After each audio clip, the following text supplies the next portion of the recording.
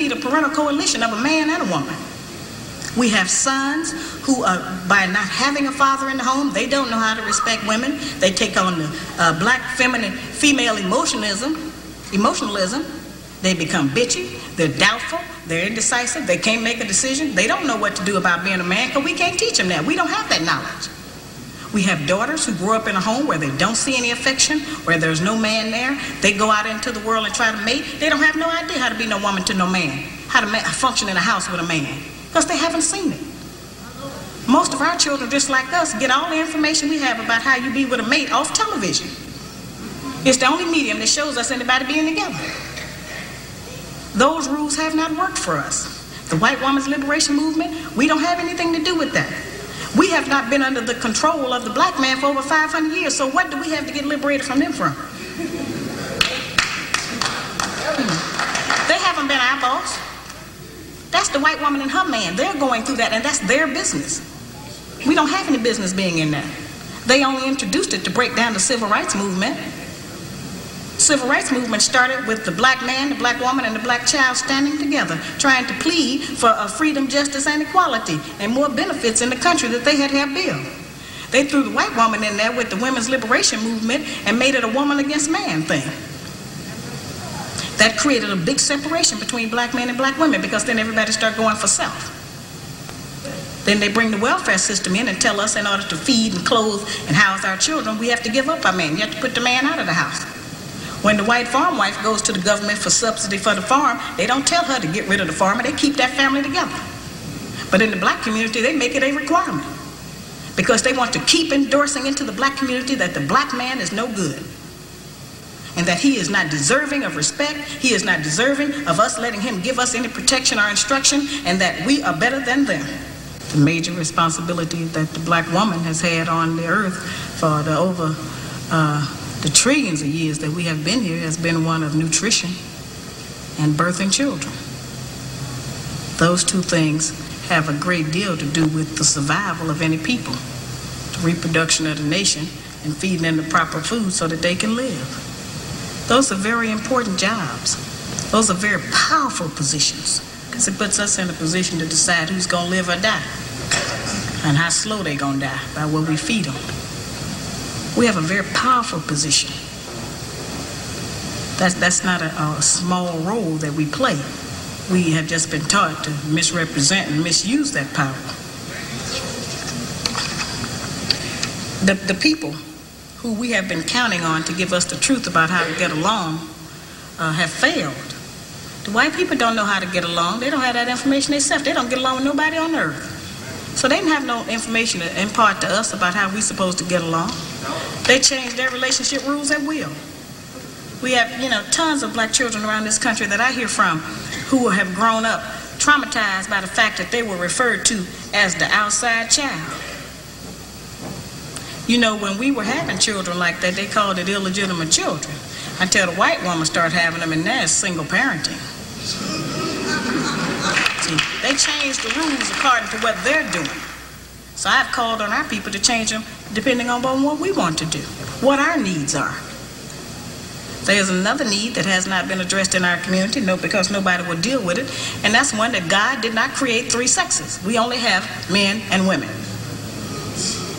Now, I have not said that we should reject the sisters who try and act like men and the men who try and act like women. I'm not saying to reject them from among us, but they need to be taught. We don't have to accept that as some kind of normalcy, because that's not normal.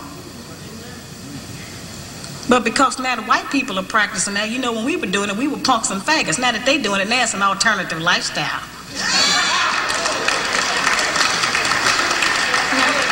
I'm trying to demonstrate how they have set rules that they have forced us to follow that they don't even follow themselves. They change the rules to suit them when they get ready.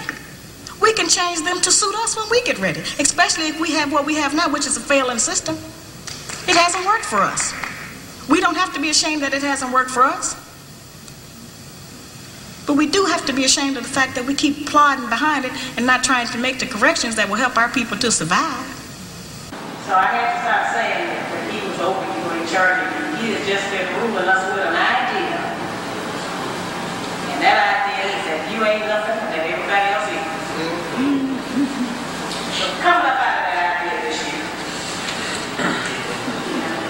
don't have any idea what it can be like for us to have 15, 20 million black men walking around in America feeling good about themselves.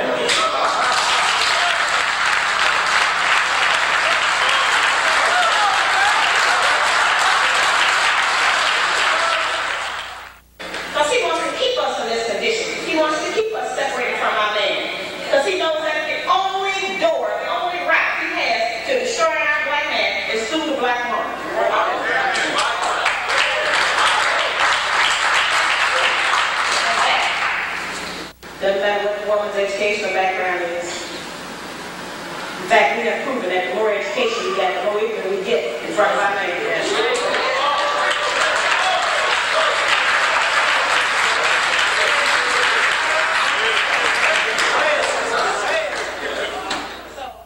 I'm glad that the book is being circulated throughout our community, and I would like to think that we are happy that we have something else to sell each other other than Abraham Tupperware and bread.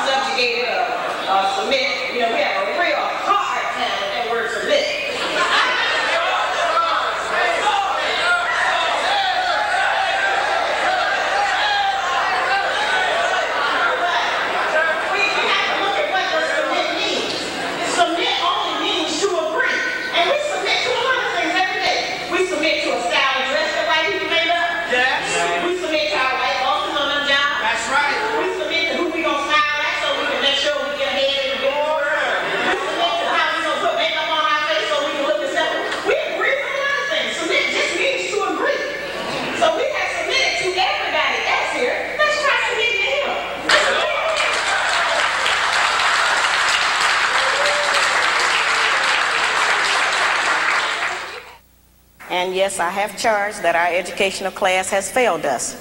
They have not represented our needs. All they got was a job. I gave them 30 years to present us with a program, a national project, an agenda that we could work on to improve our homes, and it never did arrive.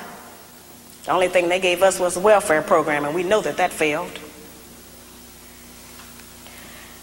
The reason that I wrote the book, certainly, which is a classic question that I'm asked all over the country, I wrote the book because we represent the missing link as black women. The black man has been dissected, examined, the white man, the white woman, and the black child.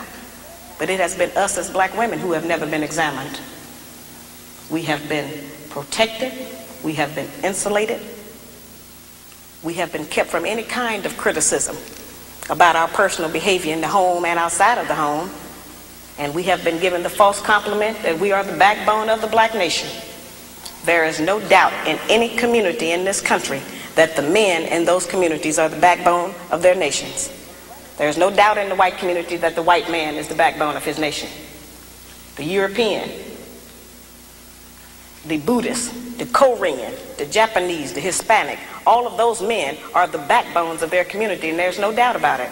It is only in the black community where those values have been transposed and where they put that burden on us and tell us that we are the backbone of the black community, which is a direct insult to the black man and implies that he don't have no backbone and that his women have to represent him.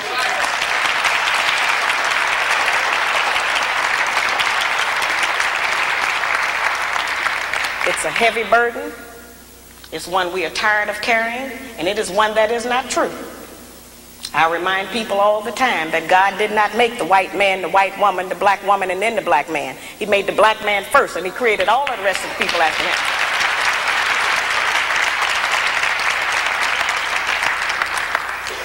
When I wrote my first book back in 1985, I was going about the country trying to still work to teach our people something, trying to get them to stop eating pork.